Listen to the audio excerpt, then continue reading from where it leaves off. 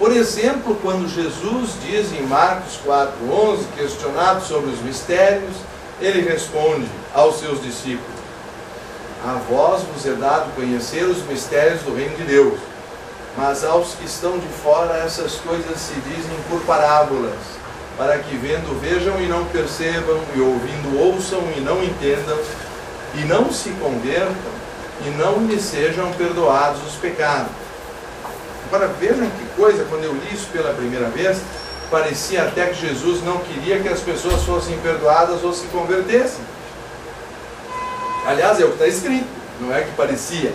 Talvez fique mais claro quando se lê em Marcos 4, 33, 34, portanto do mesmo capítulo, e por meio de parábolas tais falava às multidões segundo tinham capacidade de compreender, mas aos discípulos em particular revelava todas as coisas.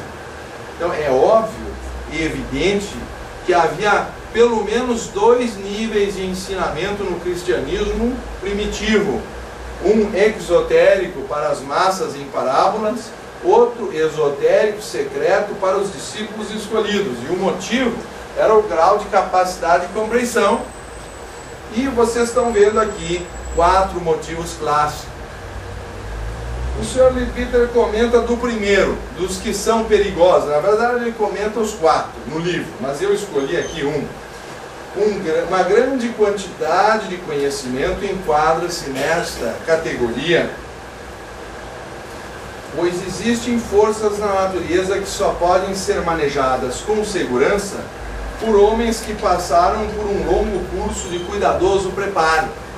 Vamos supor que vocês estivessem lá com uma dor na virilha, ou sei lá, e aí passasse alguém e diz: não, isso é apendicite, passa lá em casa que eu pego uma faca, a gente resolve isso lá na cozinha.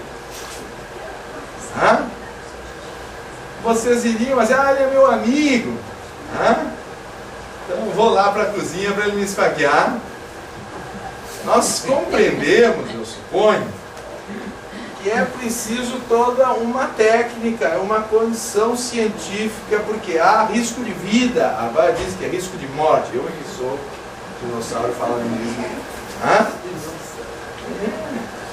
Ninguém largaria dinamite nas mãos de uma criança.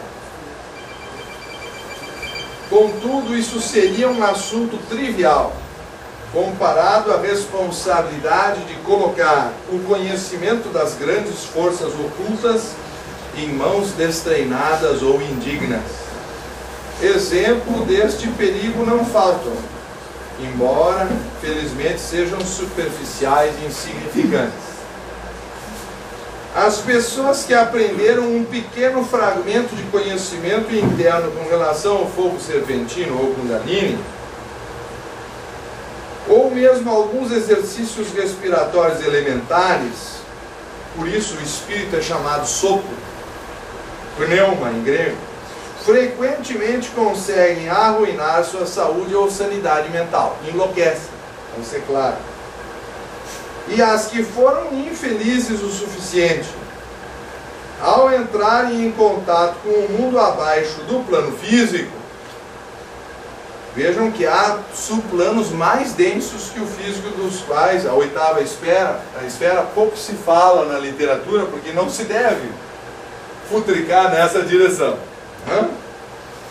Raramente viveram o bastante para lamentar a indiscrição que os conduziu aos domínios onde o homem não deve ingressar. Isso é a cauda, aquela que desce. Desperta chakras infra-humanos que nós já deveríamos ter ultrapassado. Indubitavelmente, para a maioria da humanidade, esse é um dos casos em que a ignorância é felicidade, pois o homem, se mantiver fora disso, está razoavelmente protegido de seus perigos. Então aí eu falo que isso é a citação do Leadbeater, aí eu começo a comentar, né? Porque o livro do Aos Pés do Mestre, que eu devo recomendar, eu li ele pela primeira vez, eu tinha 13 anos. Nunca imaginei que aos 40 eu iria fazer a minha própria edição. E não satisfeito com os 64 parágrafos do livro, eu acrescentei 44 notas, quase que superei o próprio livro. Se fossem 80 iam dizer que eram muitas, 8 iam dizer que eram poucas, eu fiz a média. 44 é um número bom. E nessas notinhas, mas eu botei elas depois do texto. O texto é muito mais importante. Quem quiser ler as notas vai encontrar essas coisas. Alusões ao poder do fogo serpentino podem ser encontradas nas diversas tradições antigas. Na judaica, Moisés é orientado por Deus a erguer a serpente no deserto em Números 21:8. Moisés fez uma serpente de bronze e, erguendo-a numa haste, salvava quem olhasse. Números 21:9. Quem quer tomar isso literalmente acha que o problema é que o sol refletia o bronze e ficava todo mundo bronzeado. Aqui há clara menção a um mistério. E foi dito que Moisés foi instruído em toda a ciência dos egípcios e era poderoso em suas palavras e obras, conforme Atos 7:22. Ele foi adotado pela filha do faraó e educado para ser um futuro faraó. Portanto, ele era iniciado nos antigos mistérios egípcios.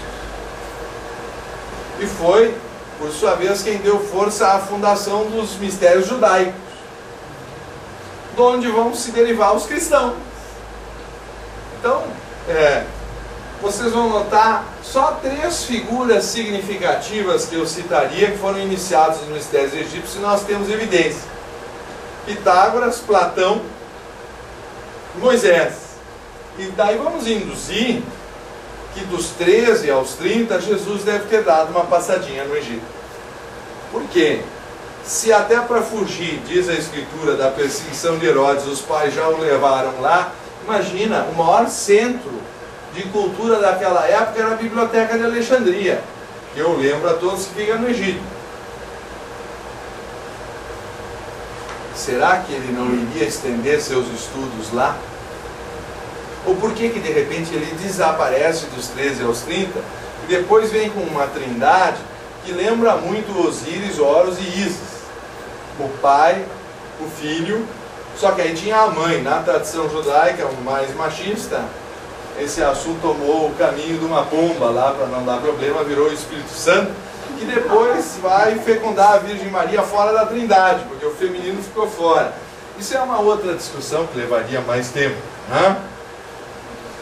Isso significa que Moisés fora iniciado nas religiões de mistérios egípcios, onde o faraó era representado com uma serpente ou ureu saindo entre os seus olhos, símbolo da sabedoria produzida pelo fogo serpentino, que são as labaredas do Espírito Santo, a aura, a auréola na cabeça do santo.